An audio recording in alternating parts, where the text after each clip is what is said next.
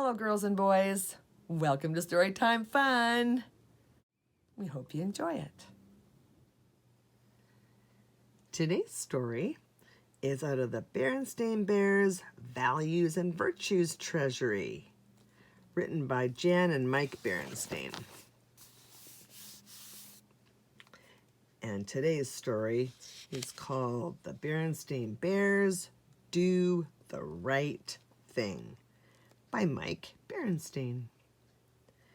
Fight the good fight, holding on to faith and a good conscience.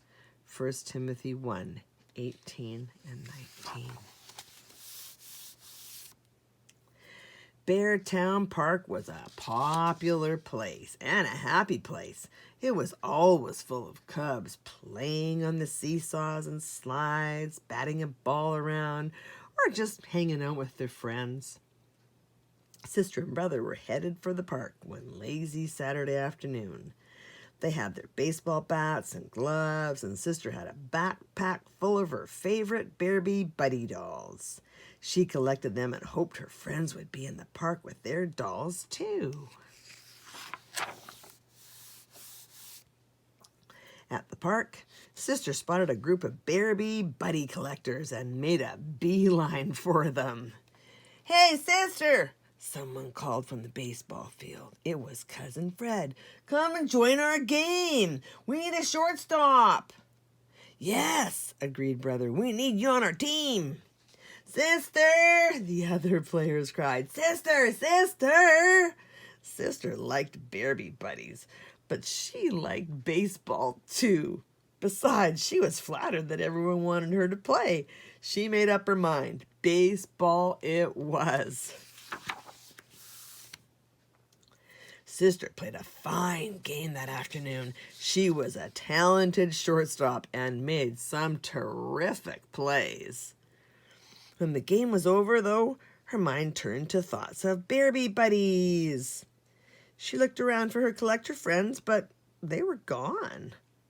She could see them in the distance, heading for home. Disappointed, Sister turned back to the ball field, but she noticed something lying under a bush. Pushing the leaves aside, she found a Berry Buddy. It was a Chub Cub, a very special doll that was hard to come by. Someone must have lost it. Probably Sister's friend Millie, who had a Chub Cub in her collection. Millie would be upset when she found the doll missing. Sister thought of running after her friends, but they were long gone. She looked at the little Chub Cub doll. It was adorable. Brother noticed Sister picking up the doll. He wondered what she was up to. "Sister," he called, "we need to go home for dinner now." Sister didn't know what to do about the lost Chub Cub. It probably did belong to Millie, but she wasn't there, and Sister had to go home to dinner. "Oh, well," she told Chub Cub, "I'll think about that tomorrow." She slipped the doll into her backpack with the rest of her Berry Buddies and joined Brother. After dinner, Sister and Honey played with Berry Buddies in the living room. Brother was reading nearby. The dolls were having a tea party to welcome Chub Cub to their group.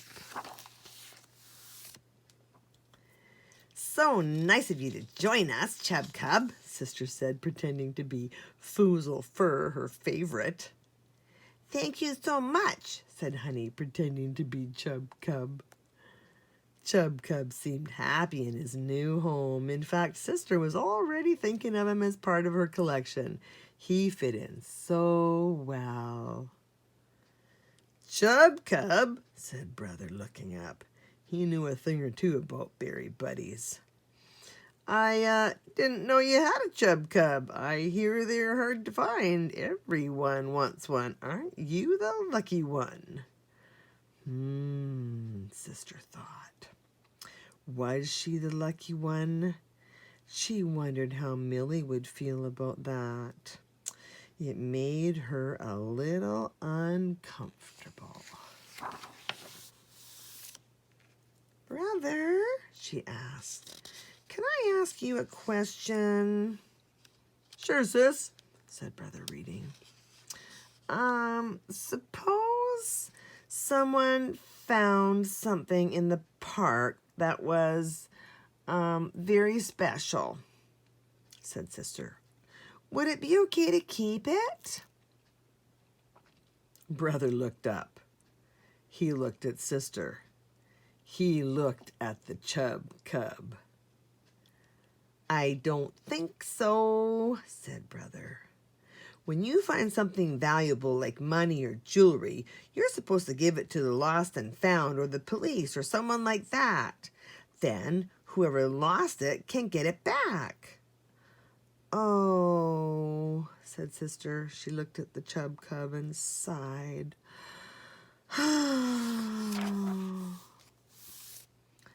"Brother," said Sister. "What?" asked Brother, closing his book. "How do you know what's right or what's wrong if you're not really sure?" she wondered. "You've got to let your conscience be your guide," said Brother. "My conscience?" asked Sister. She had heard about conscience, but wasn't sure what it was. "Your conscience is like a small voice inside your head that tells you to do the right thing," Brother explained. The idea of a small voice inside her head seemed weird to Sister, and she looked worried. "Just pretend you've got a little angel sitting on your shoulder," suggested Brother. "Then, when you're not sure what to do, you can ask the angel and the angel will whisper the answer in your ear." Now, Sister liked that idea. She imagined an angel in a long yellow nightie sitting on her shoulder. She thought of a question. "What do you think I should do?" she asked the angel quietly in her mind. "You must do the right thing," the angel answered. "Return Chub Cub to his rightful owner." "Okay," said Sister, relieved. "I will, and I'll always let my conscience be my guide."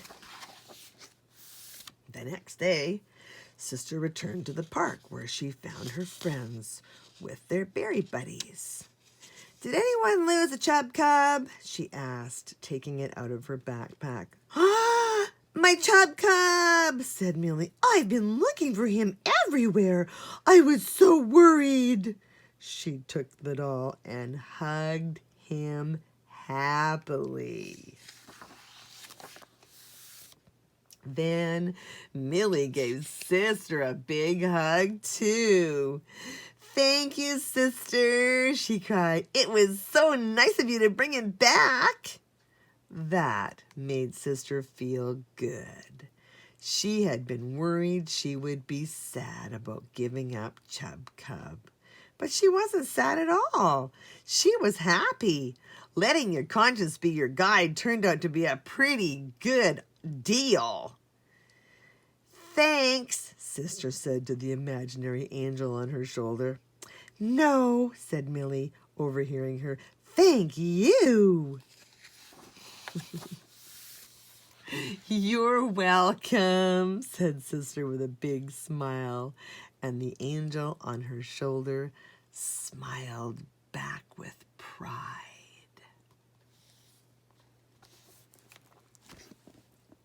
Well, that's it for today. We'll see you next time.